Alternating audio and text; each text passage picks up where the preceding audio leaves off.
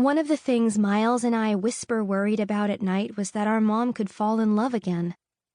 It didn't seem like it would happen because she'd loved my father so much, but we had learned from the accident that anything could happen. Anything bad, anyway. Mom didn't end up falling in love with a person, but she did fall in love with a house. We were in Iron Creek in June, visiting our grandparents, my mom's parents, when she saw the for sale sign while she was out for a drive. She came home and whispered to Graham and Papa, and then they went with her to see the house while Miles and I stayed with our Uncle Nick and his wife. 2 weeks later, Mom used some of the money from when my dad died, the life insurance money, to buy the house. Since she's a teacher and didn't have to go back to work until the end of August, she decided we would spend the rest of the summer in Iron Creek and all the summers after that. She planned to rent out the house to college students during the school year. We weren't really rich enough to have 2 houses. "It will be good for us to be around family more," she said. "Next summer we can stay for the whole time." We didn't fight her about it. We liked our grandparents. We liked our uncle and our aunt. They had known our dad and our brother Ben. They had some of the same memories we did. Sometimes they even brought things up like, "Remember when your dad went out in the kayak at Aspen Lake and he flipped over and we had to save him in our paddle boat?" And we would all start laughing because we had the same picture in our minds. My dad with his sunglasses dangling from one ear and his hair all wet. And they knew that Ben's favorite kind of ice cream wasn't ice cream at all. It was rainbow sherbet. And he always ate green first. And so when I saw it in my grandma's freezer once and I started crying, they didn't even ask why. And I think I saw my Uncle Nick, my mom's brother, crying too. "Well," Mom said, "let's go inside and choose rooms before we start unpacking." "Me first," said Miles. They went in the house and I sat down on the steps. The wind came through the trees, which were very old and very tall. I heard an ice cream truck a few streets over and kids playing in other yards. And then a boy rode past on a bike. The boy wore old clothes. Not worn out old, old-fashioned.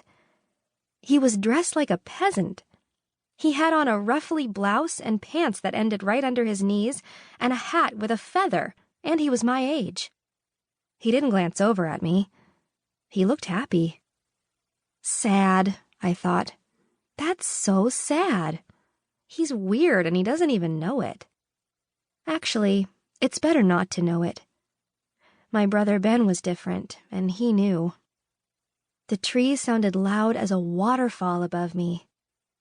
"We're so lucky," Mom kept telling us when she bought the house. "The trees on the property have been there for 50 years. They're beautiful. Not many like them in the whole town." I think she noticed the trees because my dad always loved trees. We bought the house from a family who had lived in Iron Creek for generations, the Wainwrights. The kids had all moved away, but one of them came back to sell the house when his mother died. He didn't want to live in it, but he was also kind of weird about selling it. When he ran into my mother at the realtor's office, he told her, "It will always be the Wainwright home." My mother said she nodded at him like she agreed, but she didn't waste any time having the velvety green carpet torn up and the hardwood floors underneath sanded and varnished. "I want the heart and the bones to stay the same," she said. "Anything else, we can change.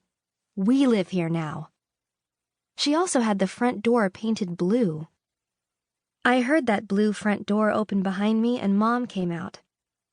"Hey, Cedar," she said. "Hey." "Miles picked his room," Mom said. "There are still 2 left. Want to go next?" "Shouldn't you go next?" I wanted to ask, but it didn't matter.